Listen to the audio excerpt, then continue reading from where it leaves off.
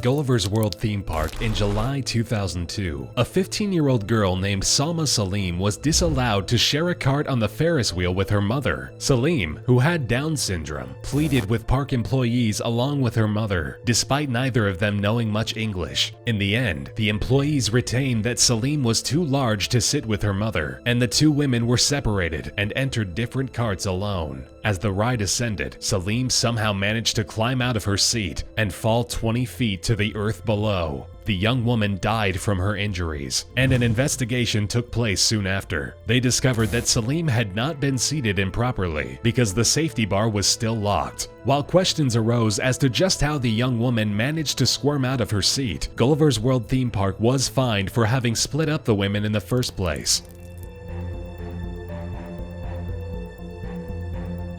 Action Park in New Jersey was at one time completely synonymous with injury and death, having enacted laughable safety measures and generally being staffed with underage teenage burnouts looking for summer jobs. The rides were complete shams, including the miserable performance of the Cannonball Loop, a water slide with a full loop at the end that worked approximately 15% of the time, and was the cause of numerous abrasions, concussions, and near suffocations. Action Park, from its opening in 1978 to its embarrassing close in 1996, was the site of 6 deaths, 3 of which were drownings. 1 was an electrocution, 1 at no fault of the park, and 1 heart attack brought on by the shock of ice-cold water under a rope swing. In 1999, the park was reopened and renamed Mountain Creek, with new safety regulations and fewer accidents.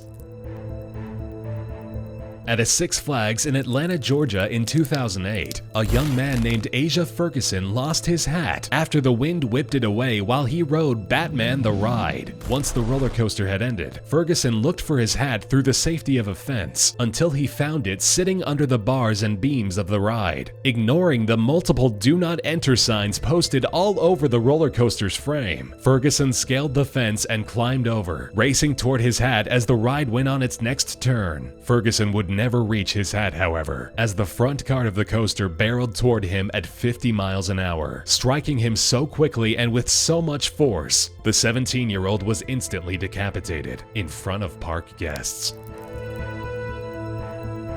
The Big Dipper roller coaster was a primary attraction to the Battersea Fun Fair in London, England, when it opened up in 1951, boasting an incredible size and seemingly death-defying speeds. Sadly, the coaster would live up to that promise in 1972, 20 years after its opening. As the train cars ascended their first hill, a cable broke loose, and one of the carts snapped away from the rest of them, tracking back down the hill at an untamed speed. The cart slammed into 5 children at the docking station, killing them almost instantly, and injuring another large group of kids and adults. The incident would be the final breath of the Battersea Fun Fair, as it closed down just 2 years later, due to low attendance and the public's enragement at the horrible accident that claimed 5 young lives.